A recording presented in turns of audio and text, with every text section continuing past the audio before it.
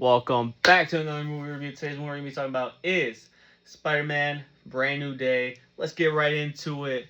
Spider-Man movies. Some of the greatest movies, probably the original superhero movie that got us into superhero movies. Spider-Man 1, Spider-Man 2.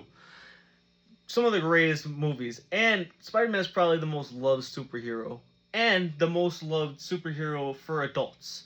The whole story of Peter Parker and Spider-Man is such a great story, and Brand New Day does a great job of them trying to mix the Spider-Man story and the Peter Parker story, because the whole story of that is very complex, but I think they do it very well in a new day. But let's get right into it though. Let me start with what I hated.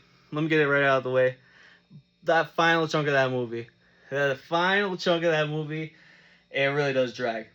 Not dragging away, like you really do start to feel it, where you're kind of like, all right, let's start wrapping this shit up, because man, dude, like there's a point in the movie where I feel like, oh, we're at the end, but it's just like, damn, dude, that final chunk, like when you watch the Odyssey or you finished it, like you watched all 3 hours of it, like you're ready for another 3 hours of another Odyssey, you know. But I feel like in Spider-Man, it's like, yeah, it was cool, like it was awesome, but that final chunk, you're kind of like, all right, let's wrap that shit up.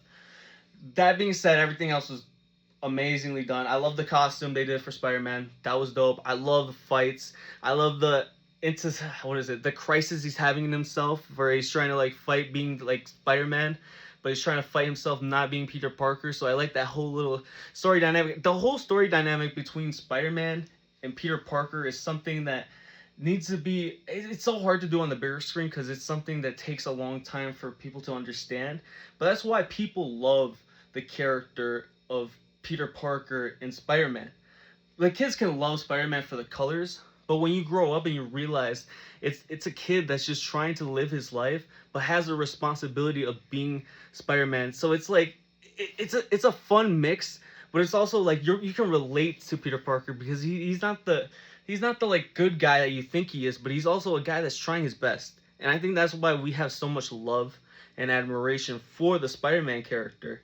And I feel like this movie does a great job in doing it. Like I said, I just had some nitpicks, but Punisher, man, that dude was funny as fuck. I never watched the TV show, but that definitely gave me like a little itch to watch it. Like he was funny. I thought he was fucking hilarious. Bruce Banner, I don't know why the fuck he was in the movie. I mean, he was probably in the movie maybe like 5 minutes, and then he was in, and then he was kind of out, and it was kind of like it was cool.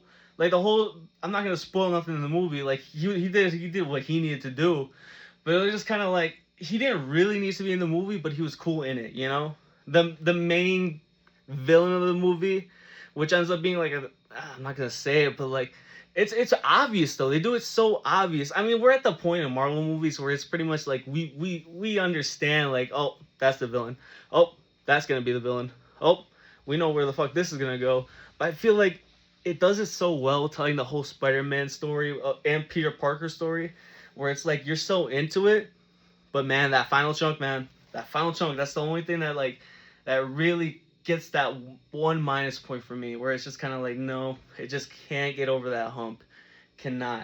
So where I'm at in this movie, I definitely think it's an A tier Spider-Man movie. I just don't think it's in the tier of like S tier, like Across the Spider-Verse or Into the Spider-Verse or Spider-Man 2 or Spider-Man the original or Homecoming. I think it's a great Spider-Man movie, but I don't think it's in that S tier. All right.